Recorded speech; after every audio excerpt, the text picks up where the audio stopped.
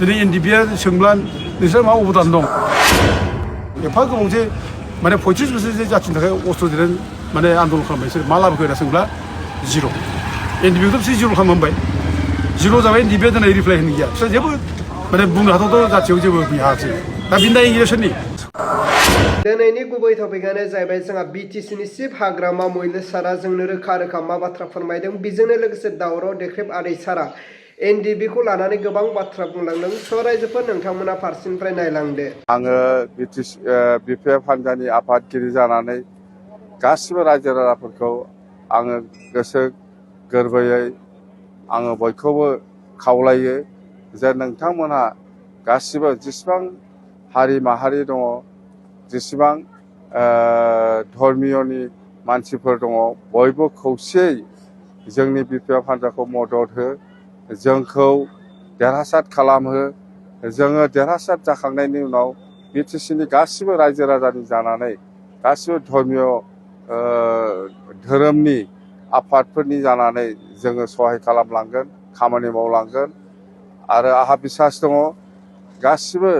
जाथि जनगोष्ठियानो जोंनि बिपिएफ हान्जाखौ एबार जिथु इलेक्सन जागोन एसेम्बलि इलेक्सन बेवहाय जोंखौ देरहासार खालामगोन होननानै आङो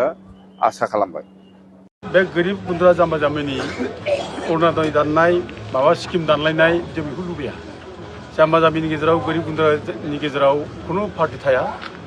जों बे बिपिएफ नैबे इउपिपिएल होननानै स्किम दानलायनाय स्किम मोना होनलायनाय बेखौ जों खुनुदिन सापर्ट खालामा थांनाय माने प्रमद बर'नि समाव उरखाव ब्रह्मआ बुंदोंमोन जे इउपिपिएलनि मानसि नङाब्ला खुनु बिपिएफनि मानसि स्किम होनाय जानाय नङा आरो बिपिएफनि इसिबां माने माबा दं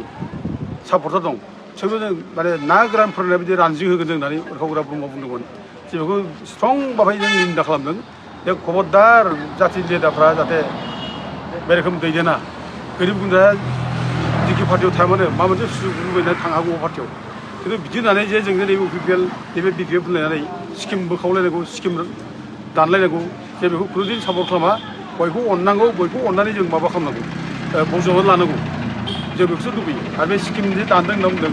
बेखौ लिस्ट होथों बोरै दानदों आं खोनानायाव हयथ' माबायाव मा होनो रिनिउवेलाव भुल जादों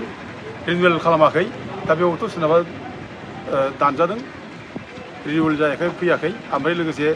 बबेबा मोनसे भटार कार्डआव मोननै मोनथाम स्किम माने हाबसनदों माने इउपिपिएलआ सोदों प्रमद बर'नि समाव दा बेबायदि माने मोननै मोनथाम स्किम मोनसे भटार कार्डनि गेजेराव सोनायनि थाखाय हयथ' बे माने कम्पिउटारा एक्सेप्ट खालामाखै बेयाव बिदि द्रप थांदों जों बिदि बाथ्राखौ खोनादों खिन्थु खबरदार खुनु जाहाथे जाथिनि गेजेराव माने बे इउपिपिएलनि बे बिपिएफ जाहाथे स्किमखौ जाहाथे दानलायनाय फैया गावस्रालाय लाबोआ जों बेखौ खावलायो बिसोरो गाज्रि गाज्रि खोथा रिपर्ट खालामबाय थादों आंबो खोनादों जे 3 मासनि उनाव माने बिपिएफ दोला बायसिगोन 3 मासावलायनो पार्लामेन्टआव मोनसे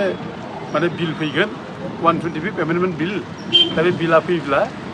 माने हाग्रामा सरकारा बायसिगोन ओमफ्राय हाग्रामा सरकार बायबा रन्जन दैमारिखौ माने शिफ्ट खालामसिगोन बिटिसिनि इन्ट्रिम काउन्सिल दाब्रबसिगोन ओरै होननानै बुंदों आरोखि फोसावदों बिदिनो दा बेबायदि अजुक्ति खोथा एखेबारे खुनु माने भेलु गैया खुनु अथेन्टिसिटि जेबो गैया बिदि बुंलाबायनाया हमजागोन ना बिसोरो नंखाय बुंनानै मिथिब्लानोथ' मोनसे क्रेडिट थानाय मानसि जागोन बिसोरनि पजिसना गाज्रि जागोन थांनाय बाराव बिसोर जेरोखोम बाथ्रा बुंदोंमोन 17 बोसोराव जेबो मावाखै होननाय खोथा बेफोर हमजाबायना बेयाव बिसोरनो थगायदों मिसा खोथा बुंदों सान्थि फैयाखै बिटिसिआव हमजाबायना बिसोरो दा माने बिसोरनि दानिखि मिसा खोथा बुंनाय हमजाबाय आरो बिटिआरआ बेहा गिदिरथार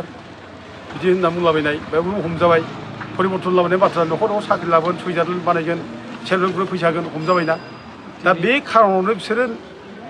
थांनाय बिटिसि इलेक्सनाव बिसोर जेनदों आरो नै दा बिसोर थगायनो नागिरदों बे थगायनाय बिसोर मोनसेल' दा अस्त्र मोनदों बिसोर दा दस्रा बिसोर जेबो एजेन्डा गैया एबार माने माबा मोनसे कनभिन्स खालामनाय पाब्लिकजों मोजां मोनजानो पाब्लिकखौ कनभिन्स खालामनाय बिसोर दा एजेन्डा जेबो गैया बेखायनो बिसोर एजेन्डाया माथ्र' मा थगायनायनि एजेन्डा दा बेखौ हमजाब्लासो चेन्ज जागोन आरोखि दाथ' मिथिखाबायबो जाखाथारा 125 एमेन्डमेन्ट बिला अलरेडि 2019आव माने रिजेक्ट जाखाबाय मिनिस्ट्रि अफ हम एफेयार्सआ बेखौ माने डाइरेक्ट फान्डिंखौ जाया होननानै लिरना होखाबाय आरो डाइरेक्ट फान्डिं खालामब्ला माबाफ्रा अट'नमास डिस्ट्रिक्ट काउन्सिलफ्रा स्टेट गभर्नमेन्टनि आन्दाराव थानाय नङा बेखायनो डाइरेक्ट फान्डिंखौ होनाय जानाय नङा बे बाथ्राखौ बुंखादों आरो कनस्टिटिउसनखौ माने माबा खालामनाय जागोन ओरै होनाय जादों आरोखि दा गतिके बेबायदि माबाया बुंनाया जाया इभेन डिफेन्स बर्डआ गावनो बुंबायना 125 एमेन्डमेन्ट बिल लाबोनाय बाथ्राखौ आं बुङा जों बेखौ नागारबाय होननानै डिफेन्सआ बुंदों ना आरो गोदानै नै फैलायबाय आरो बेयाव खुनु माने बे माबानो डाइरेक्ट फान्डिं हरनाय मानाय बे माबायाव बिजिडिसिनि इलेक्सन जागोन आरिगोन एखायनो बे बिसा खोथा बुंनानै बुंदों माने बे नर्थ इस्ट स्टेटनि माने 10टा डिस्ट्रिक्ट काउन्सिलाव जोंनो माने माखासे डाइरेक्ट माबानि बे मा होनो माबा मा होनो बेखौ पन्सायती राजनि जेरै पावार बिनि बाथ्राखौसो बुंदों आरोखि दा जाया बाया मिसा खोथा रायजोफ्रा बे माने अप्रचाराव जों माने साननो नाङा नंगौ होननानै बाया काउन्सिलर थाबाय आरो 5 बोसोरबो आराम हाग्रा मावनाय 15थायाव माने एफा बुरजा सिट मोननाय माबायालाय इउपिपिएलाय थांनाय बिटिसिआव बिसोरनि रिजाल्टआ सेसना बिसोरो पावार थानाय समाव इउपिपिएला बिटिसिआवसो जेनबाय बिसोरो 12थायाव सिगां मोनदोंमोनसो माबायाव इउपिपिएला नै पावाराव थानायनि उनाव बिसोर मा 7थायाव फैफिनबाय दा अब्ला बे 7थायाव फैफिननाय पार्टिया जेनखानायखौ नुखाबायना दा एफा बुरजा बे पावार माने एमएलए देरहागोन बे असम्भब जानाय नङा बे दा बेसेबां मोनगोन सिटखौ आं बुङाब्लाबो खिन्थु एफा बुरजा मोनगोन बेखौ जों खुनुदिन माने जोङो बिसास खालामनो हाया मोना बिसोर मोनथाम मोनब्रैसो मोनबा मोनबाय आरोखि बिदि बांसिन बिसोर मोननाय नङा अब्ला मानाव गेदेर रायजोफोर नोंथांमोना नुबाय खोनाबाय बुजिबाय जोंहा दावराव देख्रेब सार लोगोसे बिटिसिनि चिफ हाग्रामा महिलार सारा मा बुंखो दा नोंथांमोना बेनि बेलायाव मा कमेन्ट खालामहरो नोंथांमोना कमेन्टनि गेजेरजों फोरमायहर जे गाबोननि सानाव जों बबे मोनसे पलिटिक्स पार्टियाव भटखौ होनांगौ बिनि बागै बुजिनो हायो अब्ला रायजोफोर दिनैनि भिडिअखौ आङो बेखिनियावनो फोजोबबाय भिडिअखौ मोजां मोनदोंब्ला लाइक लोगोसे चेनेलखौ मोजां मोनदोंब्ला साबस्क्राइब